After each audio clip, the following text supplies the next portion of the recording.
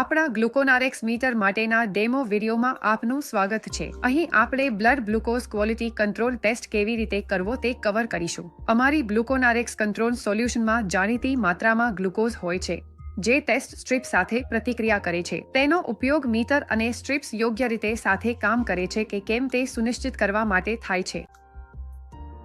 તમારી test strip મીટરના ઉપરના ભાગમાં દાખલ કરો અને સ્ક્રીન પર ફ્લેશિંગ બ્લડ સેમ્પલ દેખાય ત્યાં સુધી રાહ જુઓ।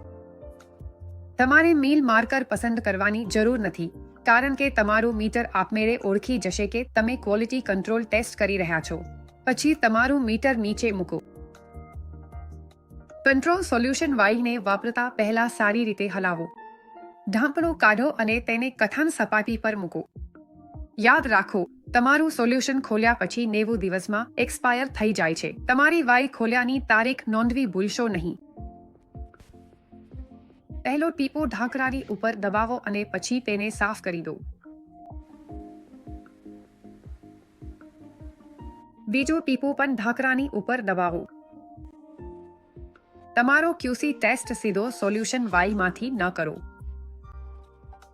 મીટર પકડીને તમારી ટેસ્ટ સ્ટ્રીપને સોલ્યુશનના ટીપાને સ્પર્શવા દો।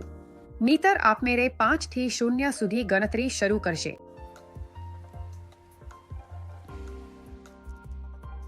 તમારું કંટ્રોલ સોલ્યુશનનું પરિણામ ડિસ્પ્લે પર દેખાશે। અહીં પર જુઓ, તમારું મીટર ક્વોલિટી કંટ્રોલ ચેક તરીકે ઓળખાયું છે। તમારા પરિણામોની સરખામણી તમારી ટેસ્ટ સ્ટ્રીપ વાઈ પર છાપેલા રેન્જ સાથે કરો। તમારા પરિણામો આ શ્રેણીમાં આવવા જોઈએ।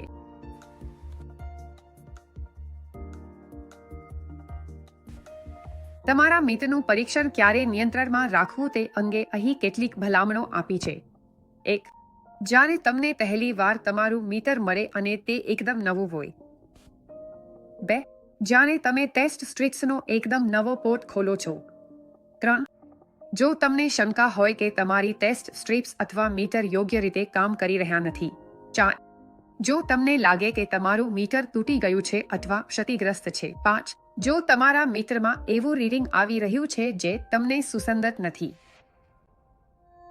છેલ્લે, આઉટ ઓફ રેન્જ ક્યુસી રીડિંગના સંભવિત કારણોની યાદી નીચે જુઓ। 1. જો પરીક્ષણ કરવામાં કોઈ ભૂલ થઈ હોય। 2. પરીક્ષણ પૂર્ણ કરતા પહેલા નિયંત્રણ બ્રાવરને ખરાબ રીતે હલાવવામાં આવ્યું હતું। 3. ક્યુસી સોલ્યુશન દૂષિત અથવા જૂનું હતું। અગાઉ ઉલ્લેખ કર્યો છે તેમ શીશી ખોલ્યા પછી 90 દિવસની સમાપ્તિ તારીખ હોય છે। તમે ગ્લુકોનારેક્સ ગ્રાહક સેવાઓમાંથી નવી ક્યુસી શીશી મફતમાં ઓર્ડર કરી શકો છો। 4. ટેસ્ટ સ્ટ્રીપ્સ ઓક્સિજનના વધુ પડતા સંપર્કમાં આવી ગઈ છે અથવા જૂની થઈ ગઈ છે। દરેક ટેસ્ટ પછી ખાતરી કરો કે તમે તમારા ટેસ્ટ સ્ટ્રીપ પોર્ટને સુરક્ષિત રીતે બંધ કરી રહ્યા છો જેથી તમારી સ્ટ્રીપ્સ સાચવી શકાય। 5. મીટર અથવા સ્ટ્રીપમાં ખામી। 6. કંટ્રોલ સોલ્યુશન, સ્ટ્રીપ અથવા મીટર ખૂબ ગરમ અથવા ઠંડા હોય। બધા સાધનો ઓરડાના તાપમાને રાખવા જોઈએ। જો તમારા પરીક્ષણ પરિણામો ટેસ્ટ સ્ટ્રીપ શીશી પર છાપેલ શ્રેણીની બહાર આવતા રહે છે, તો મીટર અને સ્ટ્રીપ્સ યોગ્ય રીતે કામ ન કરી શકે। તમારું લોહી પરીક્ષણ કરશો નહીં। મદદ માટે અમારી ગ્રાહક સેવા ટીમનો સંપર્ક કરો।